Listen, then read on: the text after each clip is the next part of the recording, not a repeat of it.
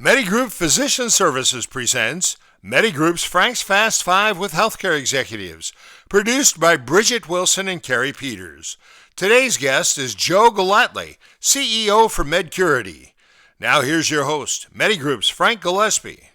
Well, nice to be with you again, ladies and gentlemen, and welcome to another edition of MediGroup's Frank's Fast Five. Today, I have the privilege of sharing in some conversation with Joe Gellatly, CEO for Medcurity. Ladies and gentlemen, allow me to share a bit about Medcurity from their website.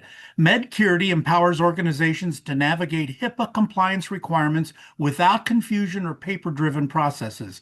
They offer specialized services, and their AI-powered platform helps identify and mitigate risk and efficiently manage your HIPAA program in one place all year round. And ladies and gentlemen, MediGroup is a contracted supplier of MediGroup, and we had the privilege of speaking to Joe back in October of 2024. So let's see what else Joe can teach us about HIPAA compliance and what we need to do about it. Joe, it's an honor and welcome. How are you? Thank you so much for the opportunity. Frank, thanks for bringing us back on, and it's good to catch up with you. I'm good. Things keep changing, so we are just running to keep up. You're a great supplier for us, and we love working with you. So, Joe, thanks for making the time for us. So, promised you like last time, I won't waste your time, so we'll just dive right into these questions. First one, Joe, how does Medcurity structure and automate the HIPAA security risk assessment for multiple location groups, kind of like a MediGroup? Absolutely. So our goal is to bring clarity and confidence to these security programs, right? So, and there's not a lot of clarity in the rule as far as what small groups need to do, mid-sized groups need to do, and how that changes. So we built this platform to get our arms around the requirements. What's the core of what has to happen? How much of that can we take and automate, and how much do we need to really have some human involvement in? So, so that security risk assessment has to happen. If you're part of like the CMS programs, it's once a year. You have to complete a security risk assessment, and completing that, again, a little bit of a gray area, but there's some things that have to be in it. You have to say, here's the threats that might happen. Here's the things that could happen to us to breach protected health information. Yes. Here's the kind of data breaches that could happen. So our platform helps identify those, helps you run through the types of questions you've got to ask and say, where could these breaches come from, and what should we do to limit our exposure in those areas? And that's that part. There's some Q&A, there's some back and forth. Sure. But we've been able to bring some really cool tools in. So yeah, we can use AI to read through your policies and say, hey, you're missing XYZ, you're missing your key policy in the facility plan, and call those out, and even help you complete those areas in your policies. We've got some built-in policies. Answer a few questions, gives you the policy, right? So sure. Use those tools. And then finally, that threat management is when you're looking to calculate your risk.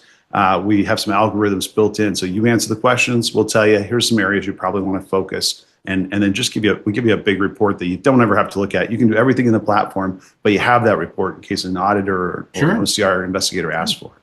Joe, who initiates, and this isn't one of the questions, but who initiates this assessment? Is it the facility, or is it another CMS or somebody else that initiates this study that has to be done? So in the healthcare world, it's on the covered entity. It's on the practice or the hospital themselves to go and get this done. And they can do it themselves. They could bring a third party in. But it's a requirement under HIPAA. The only time you have to present it is if you have a breach, or you get unlucky enough to have some type of document request or data request or spot audit that does happen. Sure. So you want the paperwork for it, but you have to remember, and you have to be accountable to yourself to get it done. If a data breach happens, that's where the penalties follow. So 90% of the time, if you see a HIPAA penalty, it's because a breach happened, but it's actually because they didn't do a risk assessment ahead of time and they weren't working on that. So that's really key. The onus is on the facility then. Thank you for clarifying that. Thanks, Joe. Question number 2, Joe, what parts of the HIPAA compliance lifecycle do you actively manage versus just simply providing tools for? So the key security risk assessment is at the customer's preference. So we do have a tool. They can run through it, and it's $500 for a small practice, jump in everything they need for a full year, get the risk assessment done, the whole policy library, everything's built in for them. We do have excellent assessors that can help and manage alongside that. They can do the interviews and the review of your evidence and all that. So we do have help. We do have organizations, like more than half our organizations use our services. The rest just use the software to go through it, do it themselves. We're on site for larger organizations. Often they like those walkthroughs. They like that third-party perspective, right? But yeah, and then we're just alongside our organizations beyond the assessment as well. So we provide some ongoing cybersecurity awareness and continue to talk to our customers. So there's a lot of automation in the platform. It'll build your policies for you. It has the HIPAA training. Everything is in there. But we do keep a human element to that. And if you don't call us, we'll call you. We like to talk to our customers every 3 months or so and look at the dashboards. That's even better. So, Joe, how do you help organizations then maintain continuous compliance throughout the year, not just during the annual SRA? Is that just through your every 3 months kind of touch and base, keeping in touch, letting them know where they're at, or are there other things involved as well?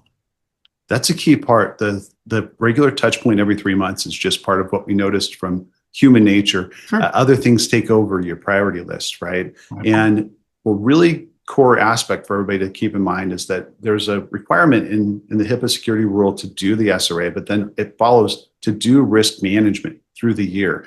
And the Office of Civil Rights has released a video recently and a lot of additional guidance saying, we expect you to have the SRA done. We expect you to manage that risk through the year. So if you identified issues, that's not enough.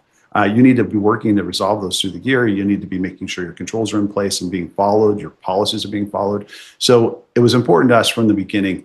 SRA is done. You don't just get the big report. On the Medcurity platform, you have the work list items, the focus areas, and then you can track through the year, and then we just keep adding to that if there's any tools that are useful. So we saw our customers were paying, either not getting a dark web scan done, or they're paying, sometimes $3,000 a year for that subscription. We just built that into the platform. That went live yesterday, so they can go look on their own and see if any of their usernames and passwords are for sale on the dark web, which happens frequently and is one of the main breach sources, right? Is stolen passwords and usernames.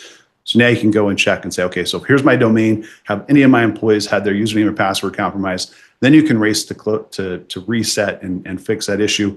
But that's been a source of some of the breaches we've seen. And so those kind of things we're building in. We're saying, okay, let's get the tools in front of our customer, no extra cost. It's still in the $500 a month for the practices, but give them some really nice tools to really be protected all year around. To your question, that dashboard really kind of becomes the one-stop shop then, as it relates to all things HIPAA for the end user. That's perfect. Oh my God, that is our goal. What reporting capabilities do you provide for executive leadership, auditors, and downstream partners as it relates to all of this?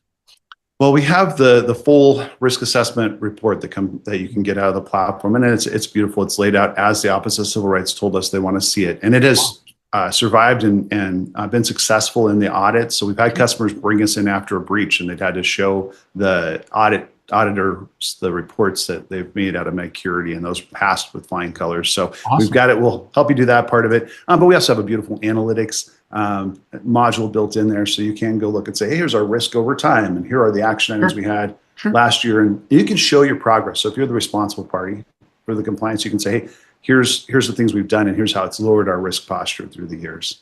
That's nice to have that history as well. Perfect. Joe, we're at the last question, so I promised I wouldn't waste your time. How do you support onboarding and scaling for physician offices and multi-group practices, kind of like us? We do have a project management team, and we have an excellent project manager that works with our clinics to get everything started and scheduled, and then manages through the year. So especially through that project, the assessors help all year long. So that's pretty unique in our space. I mean, if you're paying extra for services, you get an assessor who will. I'll tell you, the normal process is, for other companies, they'll send you a big list of questions, say, fill it all out. We'll look at it for you afterwards. We actually have a project management structure. We'll send you a weekly report on your milestones, and we will take on that work for you. So you send us your policies, we'll go through it. We won't make you sit through us reading through them, right?